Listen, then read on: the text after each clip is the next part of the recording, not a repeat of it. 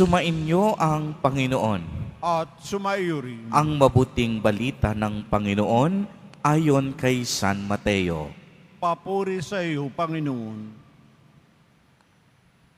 Noong panahong iyon, sinabi ni Jesus sa kaniyang mga alagad, "Hindi lahat ng tumatawag sa akin, Panginoon, Panginoon, ay papasok sa kaharian ng langit. Kung hindi, yaon lamang sumusunod sa kalooban ng aking amang nasa langit.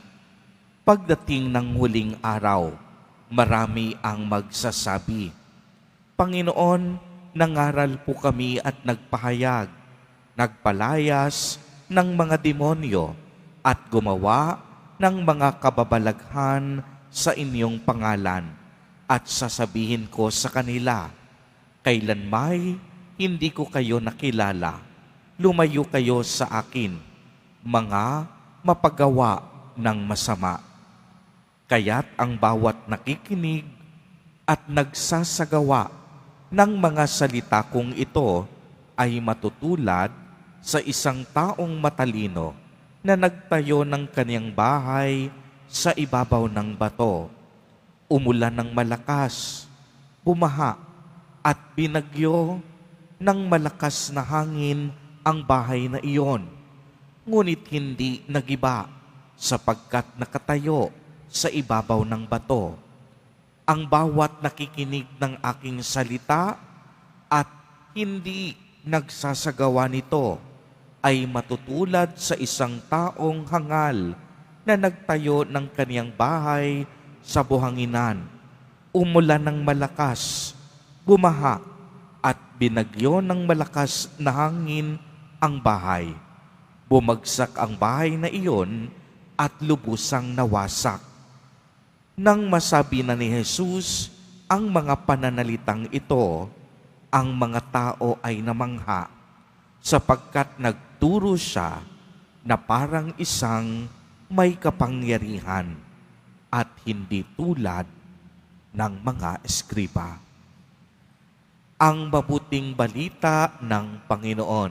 Pinupuri ka namin, Panginoong Hesukristo. Magsiupo po tayo. Magandang umaga po sa inyong lahat, mga kapatid kay Kristo. Sa lahat po ng ating mga taga-subaybay sa iba't ibang online platforms at sa lahat ng ating mga kadiboto sa iba't ibang panig ng Pilipinas at maging sa buong mundo kung saan tayo ay naaabot ngayon ng ating live streaming. Mapayapang umaga din po sa inyong lahat. Purihin at dakilain natin ang ating Panginoon, ang mahal na poong Jesus Nazareno. Mga kapatid kay Kristo at mga kadiboto, malugod po namin kayong tinatanggap sa Basilica Minor at Pambansang Dambana ni Jesus Nazareno.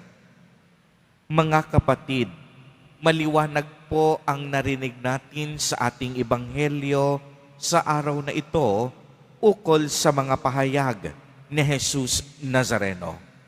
Binanggit ni Jesus na hindi lahat ng mga tumatawag sa Kanya na Panginoon ay makakapasok sa kaharian ng langit, malibang siya ay sumunod sa kalooban ng Diyos. Mga kapatid, napakahalaga po na tayo ay sumusunod sa kalooban ng Diyos dahil dito nakasalalay kung anong uri ng pamumuhay mayroon tayo.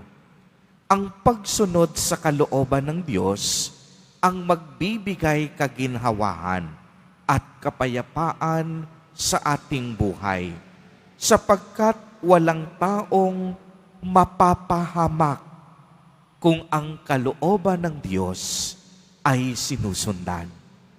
Uulitin ko po, sapagkat ito'y napakahalaga, walang taong pwedeng mapahamak kung ang kalooban ng Diyos ay sinusundan.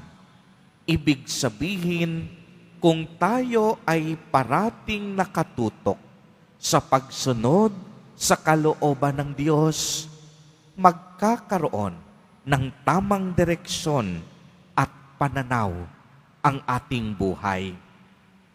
Isipin ninyo mga kapatid, kahit ang mga nagpapalayas ng demonyo at gumagawa ng mga himala sa ngalan ng Panginoon ay maaaring hindi makapasok sa kaharian ng Diyos kung ang kanilang puso malayo sa Diyos.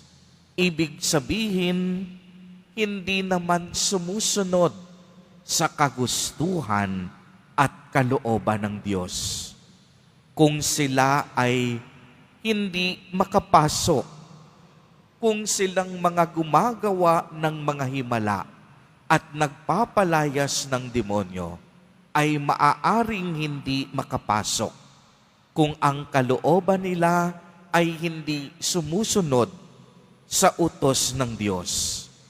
Paano pa kaya tayong mga ordinaryong nagsisimba kung ang pananampalataya natin ay hanggang sa labi o pananalita lamang?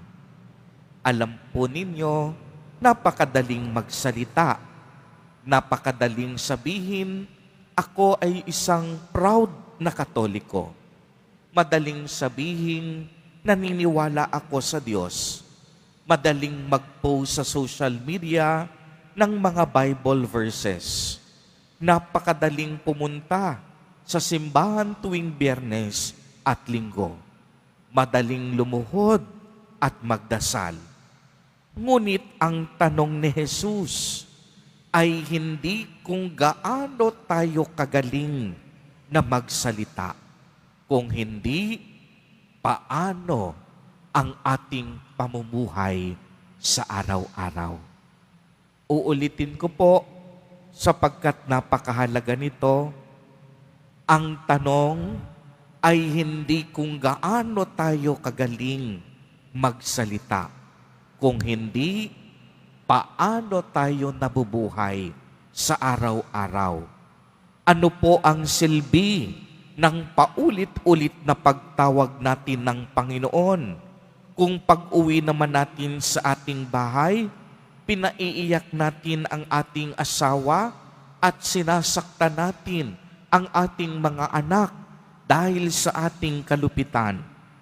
Ano ang silbi ng pagiging aktibo sa parokya kung ang trabaho o negosyo naman natin ay pandaraya at panlalamang sa kapwa?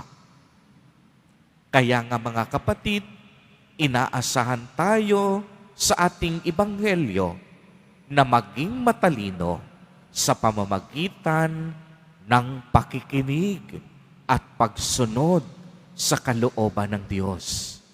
Kung tayo ay marunong sumunod, pagkakalooban tayo ng Diyos ng kaniyang pagpapala, magkakaroon tayo ng tamang pagpapasya at nakakasiguro tayo, hindi tayo maliligaw ng landas.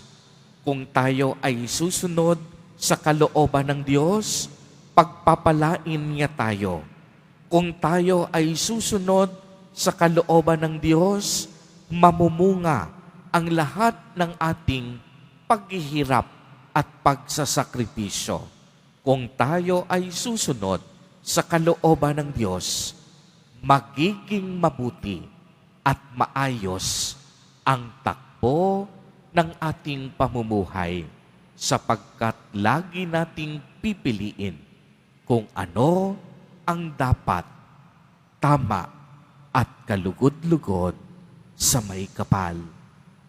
Mga kapatid, ibuhos po natin ang ating pagtitiwala at pagsunod sa kalooban ng Diyos, hindi lamang sa ating bibig o pananalita.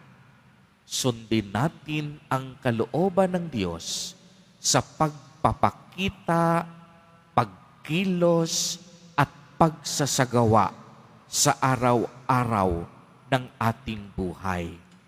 Kapag sa Diyos tayo nagtiwala, kapag ang kalooban niya ang ating sinunod, tiyak yon, hinding-hindi tayo mabibigo. Amen. Amen. Purihin at dakilain natin ang ating Panginoon, ang mahal na poong Jesus Nazareno.